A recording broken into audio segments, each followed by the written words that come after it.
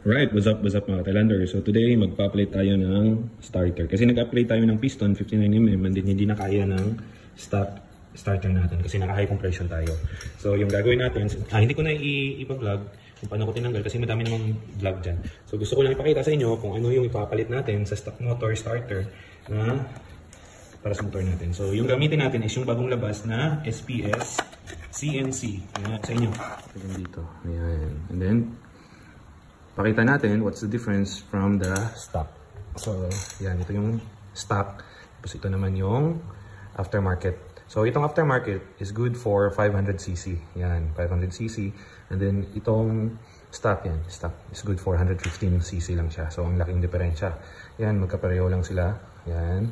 Dito, magkaiba. Pero pasok pa rin yan para sa Mio. Yan, pang Mio talaga ito. Alright. Yan, kita nyo yung difference. And then dito sa labas siya, no? Yung sa CNC naman is dito sa kabila. Yan. And then pareho lang yung spine dito. Yan. So, ganda nitong SPS. Yan. And then dito din magkaiba din sila ng saksakan. Pero pareho lang din silang pwedeng, yan. Ano lang natin, need lang natin yan, ito. Lalagay lang siya dyan, tapos i-bend lang natin pataas. Tapos pasok na rin itong, itong socket. Alright. So, install natin, pakita natin once na install, then iti-test na natin siya pagkatapos. Natin itong idle gear para mapasok natin yung starter.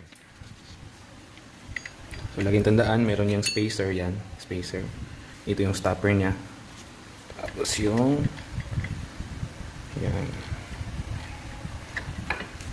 Yan, ito yung, ano niya, anong tawag dito? Washer. And sa likod meron din yung washer. Alright. Yan. Basta lagi nyo lang tandaan kung paano nyo tinanggal, ganun din pagpasok.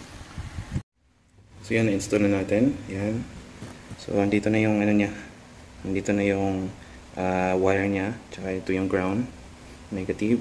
Ito yung positive. Supposedly andun yan sa may baba. Tapos itong CNC SPS for 500cc andito na sa ibabaw.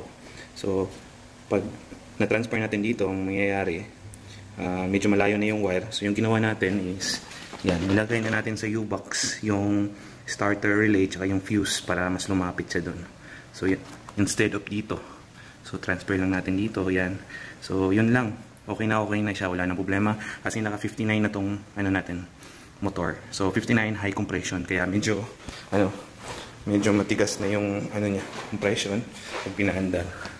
So yan, naka-install na siya. Alright, so ito testing na natin yung bagong starter. Yan, so